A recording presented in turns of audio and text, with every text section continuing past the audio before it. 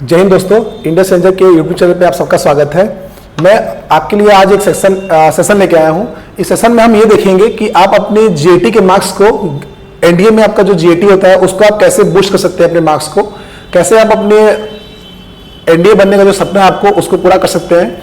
जैसा आपको पता है कि एनडीए में जो जीएटी सेशन होता है उसमें आपका 150 क्वेश्चन आते हैं, 150 क्वेश्चन। इस 150 क्वेश्चन में से 50 क्वेश्चन जो होते हैं वो साइंस के होते हैं। हम इस साइंस के पोर्शन पे बात करेंगे कि इस साइंस के पोर्शन पे हम लोग अधिक से अधिक कैसे मेहनत कर सकते हैं, कहां से कंटेंट को हम लोग निकालें, किस बुक को पढ़ें, ठीक है, और प्रीवियस ईयर जब लगा रहे हैं हम लोग तो कैसे उसको लगाएं, ठीक है। इस सब सारे जो क्वेश्चंस है इस पे हम लोग अभी आंसर मैं आपको बताऊंगा। इस पे क्या है चीजें, कैसे है, कैसे हैंडल करना है इस चीजों को, ठीक है। जैसा आपको पता है कि 50 क्वेश्चन आते हैं तो 50 क्वेश्चन को हैंडल करना बहुत मुश्किल होता है। तो इसको कैसे करना है, कैसे नहीं करना है, वो हम देखेंगे इस वीडियो में। तो इस वीडियो को अंत तक जरूर देखिएगा, जिसके माध्यम से आप जीएटी में एक अच्छा स्कोर कर पाएंगे, ठीक है। बहुत बच्चे ऐसे होते हैं जिनका जीएटी में नहीं हो पाता और जीएटी की वजह से ही मतलब उनका रैंक्स नहीं बन पाते हैं। कभी कभी मेरिट लिस्ट में बाहर आते हैं वो, ठीक है। कभी कभी कट ऑफ ही क्लियर नहीं हो पाता उनका, ठीक है। तो इस वीडियो में हम ये देखेंगे कि हमारा जो जीएटी सेक्शन है उसको हम लोग कैसे और अच्छा कर सकते हैं, ठीक है। आइए वीडियो शुरू करते हैं हम लोग। तो पहला इसका एग्जाम पैटर्न है। तो एग्जाम पैटर्न का अगर तो पता ही होगा आपको। एग्जाम पैटर्न ये है कि पहले पेपर फर्स्ट होता है जिसमें आपका मैथ होता है। मैथ का 120 क्वेश्चन होते हैं। एक क्वेश्चन जो होते हैं 2.5 मार्क्स के होते हैं। लगभग 300 मार्क्स के आपके पेपर 1 होते हैं। पेपर 2 जो होते हैं उसमें आपके पास 150 क्वेश्चन होते हैं। एक क्वेश्चन 4 मार्क्स के होते हैं, जो कि जब आप पूरा इसको करेंगे तो लगभग ये 600 मार्क्स के आएंगे। और यही पैटर्न होता है इसका, ये तो आपको पता ही होगा। आगे देखते हैं। देखिए साइंस में हमारे पास 3 पोर्शन है। कौन कौन से? फिजिक्स, केमिस्ट्री और मैथ। फिजिक्स, केमिस्ट्री, मैथ तीनों मिला के हमारे पास लगभग जो क्वेश्चंस होते हैं 50 क्वेश्चंस रहते हैं, ठीक है। हमारे जीएटी के सेक्शन में 50 क्वेश्चंस रहते हैं। इस 50 क्वेश्चन में जो रेशियो रहता है वो 40, 30 और 30 का रहता है। मतलब 40% आपके फिजिक्स या बायो रहेंगे, बाकी 30% जो आपकी अदर 2 सब्जेक्ट्स हैं वो रहते हैं। कुल मिला के 50 क्वेश्चन जो होते हैं वो साइंस के होते हैं, ठीक है। तो ये इधर लिखा हुआ है, आप आगे देखते हैं। इसके बाद देखिए जनरल साइंस पढ़ने के लिए और साइंस के लिए टिप्स क्या क्या होते हैं। तो मैं कुछ टिप्स की बात करूंगा। तो टिप्स में पहला मेरे हिसाब से ये है कि आप एनसीईआरटी जरूर पढ़िए। 9th-10th का एनसीईआरटी पे अधिक फोकस करिए और जो भी कंटेंट है उसमें, जो भी सिलेबस है 9th-10th का एनसीईआरटी का, उसका एक लाइन पढ़िए। क्योंकि अधिकतर क्वेश्चन, जितना प्रीवियस ईयर क्वेश्चन आप देखेंगे डायरेक्ट बुक से, डायरेक्ट एनसीईआरटी बुक से, और जनरल साइंस का क्वेश्चन हमेशा एनसीईआरटी से ही लगभग रहते हैं, ठीक है। आप एनसीईआरटी बुक को यूज कर सकते हैं, लूसेंट को यूज कर सकते हैं, ठीक है। ये सब बुक्स आप यूज कर सकते हैं। लेकिन मेरा मानना है कि अगर आप 9th-10th का एनसीईआरटी ही यूज कर रहे हैं तो बेटर है, ठीक है। अधिक से अधिक क्वेश्चन आपका वहां से डील हो जाएगा, ठीक है। आगे देखते हैं। इसमें देखिए लिखा हुआ है revise NCERT science class 9th and 10th thoroughly. उसके बाद फॉर एडवांस फिजिक्स और केमिस्ट्री रिफर क्लास 11 और 12th एनसीईआरटी। उसके बाद practice previous year NDA, CDS और सीएपीएफ पेपर। सबसे इंपॉर्टेंट चीज है कि जो भी आपका प्रीवियस ईयर पेपर होता है, ठीक है, जितना आपका प्रीवियस ईयर पेपर होता है, एनडीए हो गया, सीडीएस हो गया, सीएपीएफ का हो गया, जितना यूपीएससी लेता है पेपर, क्वेश्चन रिपीट करते हैं, मतलब, ठीक है, क्वेश्चन जो है वो रिपीट करते हैं एनडीए में। तो आप प्रीवियस ईयर क्वेश्चन पे अधिक फोकस करिए, ठीक है। ऑप्शन से क्वेश्चन बन जाते हैं, क्वेश्चन से ऑप्शन बन जाते हैं, तो आप इसको ध्यान से देखिएगा, जरूर इसको देखिएगा। किसका देखेंगे आप? सीडीएस का देखेंगे, सीएपीएफ का। अगर कोई बच्चा एनडीए का देख रहा है तो सीडीएस और सीएपीएफ देखे, जरूर क्वेश्चन मैच करेंगे उसमें आपके, ठीक है। कम से कम क्वेश्चन मैच नहीं करेगा तो उसके आसपास जो चीजें हैं वो आप देख लेंगे, तो कम से कम क्वेश्चन एग्जाम में आपके जरूर वहां से बनेंगे, ठीक है। उसको देखिए। आगे देखिए try mock test regularly for time management. Mock test लगाइए अधिक से अधिक। जितना साइंस के क्वेश्चन आप अधिक लगाएंगे उतना आपके लिए अच्छा रहेगा। क्वेश्चन जितना प्रैक्टिस करेंगे उतना आपके लिए अच्छा रहेगा। तो प्लीज क्या करिए, जितना मॉक टेस्ट है, मॉक टेस्ट अधिक से अधिक लगाइए। जो क्वेश्चन नहीं समझ में आ रहा है आप क्लासेस में पूछिए, जहां आपको सही लगे वहां पूछिए, ठीक है। और अपने जो साइंस का पोर्शन है उसको स्ट्रॉन्ग करिए, ठीक है। आगे देखते हैं। उसके बाद कुछ इंपॉर्टेंट टॉपिक्स हमारे पास हैं। देखिए जैसे फिजिक्स में जो इंपॉर्टेंट टॉपिक है उसको ध्यान से देखिएगा। यहां से क्वेश्चन हमेशा बनते रहते हैं, थोड़ा देखिए ध्यान से। Laws and motion and law of motion, काफी इंपॉर्टेंट चैप्टर है ये, 9th का है, वहां से बनता है पेपर।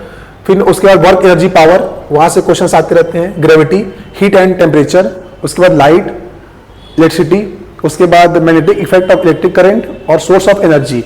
यहां से क्वेश्चन जो आते हैं, लगभग जो फिजिक्स के क्वेश्चन होते हैं वहां से प्रिंसिपल से अधिक क्वेश्चन आते हैं, जैसे कि reflection of light, dispersion of light, spectrum, उसके बाद EMW, इलेक्ट्रोमैग्नेटिक वेव्स, ठीक है, यहाँ से क्वेश्चन हमेशा आते रहते हैं, जैसे गामा रेज, एक्स रेज, किसकी फ्रीक्वेंसी अधिक है, किसकी फ्रीक्वेंसी कम है, रिफ्लेक्टिव इंडेक्स से क्वेश्चन आते रहते हैं हमेशा। उसके बाद कभी कभी आपका न्यूमेरिकल दे देगा आपको, हीट्स जो चैप्टर है वहां से, ठीक है, हीट और इलेक्ट्रिसिटी से चैप्टर से वहां से क्वेश्चन पूछ देता है, न्यूमेरिकल क्वेश्चन। उसके बाद लेंस से क्वेश्चन आते रहते हैं, ठीक है, पूछ देगा कि आप देखिए प्रीवियस ईयर क्वेश्चन जो भी आप देखेंगे वहां से आपको आइडिया मिल जाएगा इस बारे में, ठीक है। तो ये जो इंपॉर्टेंट चैप्टर्स है ये आपकी 9th-10th की बुक्स में मिल जाएंगे आपको, और अधिक आपको पढ़ना है तो 9th-10th की बुक के साथ साथ आप लुसेंट को यूज करिए, और 11th-12th का कुछ टॉपिक्स है जो आप 11th-12th की बुक से भी गेन कर सकते हैं, ठीक है। आगे देखते हैं। उसके बाद जो अगला है केमिस्ट्री है। केमिस्ट्री का जो टॉपिक्स है वो देख लीजिए, जैसे मैटर स्टेट एंड प्रॉपर्टीज, उसके बाद atomic structure, element compound and mixture, chemical reaction and equation, acid base and salt, metals and non metals, carbon and its compound, और periodic table classification of the elements.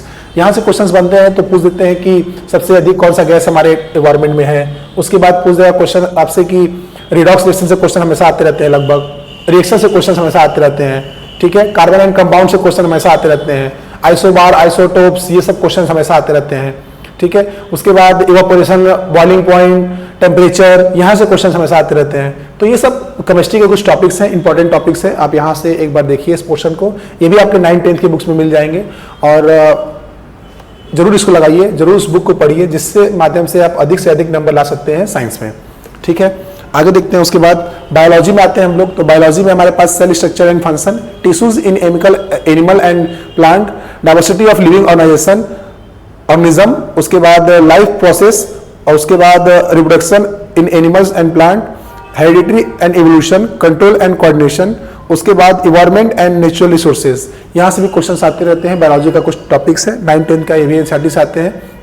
यहाँ आपके पूछ देगा कि cell में जो माइटोकॉन्ड्रिया होता है उसका काम क्या होता है, लाइसोसोम का काम क्या होता है, फिर उसके बाद और भी क्वेश्चंस, गोल्गी बॉडी के काम क्या होते हैं, ऐसे क्वेश्चंस। उसके बाद सेल से क्वेश्चन पूछ देता है, किसके पास प्लांट सेल, किसके पास सेल वॉल होता है, किसके पास नहीं होता है, ऐसे क्वेश्चंस। उसके बाद आप अगर आप आगे आएंगे तो किस किंगडम से क्वेश्चन पूछ देता है हमेशा कि ये किस किंगडम से आते हैं, ये एनिमल किस किंगडम से हैं, ऐसे क्वेश्चंस पूछते रहते हैं बायोलॉजी में। उसके बाद जितने भी आपके बॉडी पार्ट्स है, बॉडी पार्ट्स में जो भी आपके सिस्टम्स है, जैसे कि डाइजेस्टिव सिस्टम, ठीक है, रिप्रोडक्टिव सिस्टम्स, ठीक है, उसके बाद जो भी आपके रिस्पिरेटरी सिस्टम, ठीक है, इस सिस्टम से क्वेश्चंस अधिक से अधिक आते रहते हैं। तो आप इस सारे पोर्शन को अधिक से पढ़िए, ये भी आपको 9th-10th की बुक से मिल जाएगा। 9th-10th का बुक आप पढ़ेंगे अगर, तो आप आराम से इस सेक्शन को क्लियर कर सकते हैं, आराम से, ठीक है। साइंस का क्वेश्चंस जो होते हैं लगभग मैं आपको बता देता हूं, ठीक है।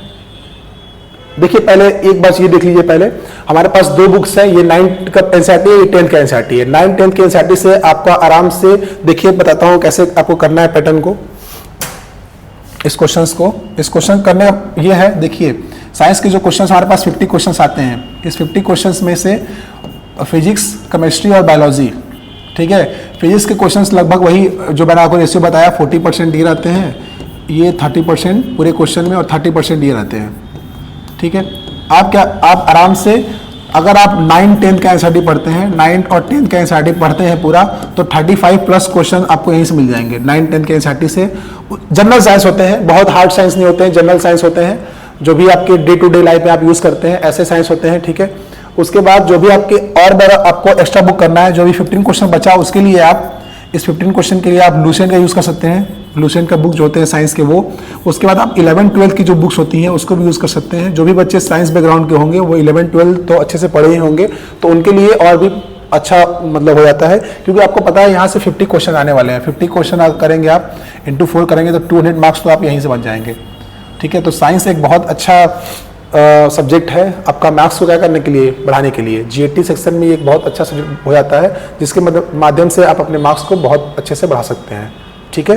ये वीडियो यहीं तक है। कोई भी और भी सब्जेक्ट में आपको अगर दिक्कत होगा और उस सब्जेक्ट के लिए आपको एक अलग से वीडियो चाहिए होगा, तो आप कमेंट सेक्शन में जरूर बोल दीजिए, वहाँ से हम लोग और भी वीडियोस लेके आएंगे। और प्रीवियस ईयर का जो क्वेश्चंस थे, जो भी उसका सीरीज चल रहा है, आप उसको देखते रहिए, क्वेश्चन जरूर लगाइए। जितना प्रैक्टिस करेंगे, साइंस का हो चाहे किसी और सब्जेक्ट का हो, प्रैक्टिस जितना करेंगे उतना आपका एग्जाम में आपका टाइम बचेगा, ठीक है। इसी के साथ मैं आपसे अलविदा लेता हूँ। जय हिंद, जय भारत।